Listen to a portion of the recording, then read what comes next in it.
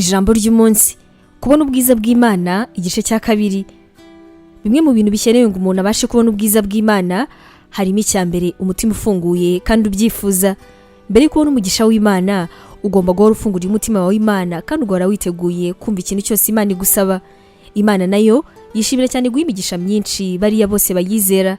Saba kandi uzabona neza amagambo Kristo yabwiye abigishwa be bose. Gufungukira Imana ndetse no kwitegura ibyo ivuga byose ntabwo bisobanura kwicara ahantu witeguye gusa kwakira ibyiza. Bisobanura kuba witeguye kwakira buri kimwe cyose kiva ku Mana. Mu bihe bimwe na bimwe Imana ishobora kohereza ibintu wowe utifuzaga kwakira. Nyamara aho kugira ngo ubabare, tekereza yuko ari Imana yoherejwe na Data wo mu ijuru, wa wundi uhora kwifuriza ibyiza byonyine. Icya kabiri, gerageza kubaha. Urunguru ni rwo rufunguzo rwo kwakira ndetse no kwishimira impano nziza ziva ku Mana. Rimwe na rimwe kubaha dukora hari igihe abandi batakubona neza, ariko Imana yonyine niyo ibizi kandi niyo izabiguhembera. Icya gatatu, ubushobozi bwo kurota cyangwa se kugira inzozi.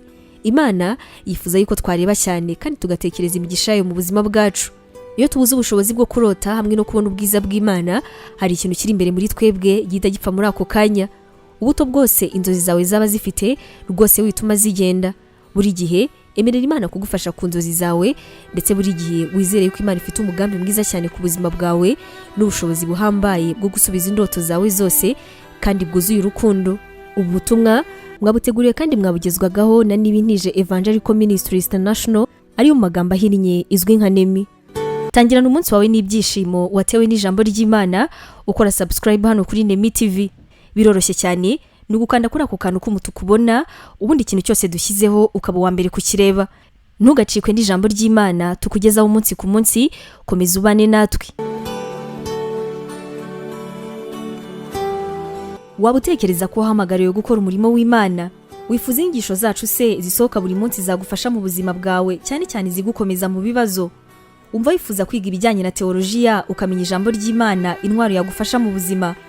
Duhereye kuri iki kibazo cya nyuma, niba igisubizo cyawe ari yego, ngufitiye inkuru nziza cyane. Iyi nkuru nuko tugufitiye ishuri rya teolojiya kandi wigira ku buntu. Mu ishuri ryacu harimo porogaramu zitandukanye zirimo nka pastoral studies, aribwo buryo wakwiga kuba umuvugabutumwa mwiza cyane. Tugufitiye kandi biblical studies, ariyo masomo atandukanye ya Bibiliya, ndetse na Christian counseling, inama za Gikristo zifasha gukomeza imitima. Kugira ngo usobanukirwe biruseho, wasura urubuga rwacu arirwo wa@NEMI-BIBLE-INSTITUTE.com, cyangwa se nanone ukaba watwandikira kuri WhatsApp kuri izi nimero 141 232 655 34. Wanatwandikira kandi kuri email yacu ariyo nemivangelism@yahoo.com. Imana iguhe umugisha.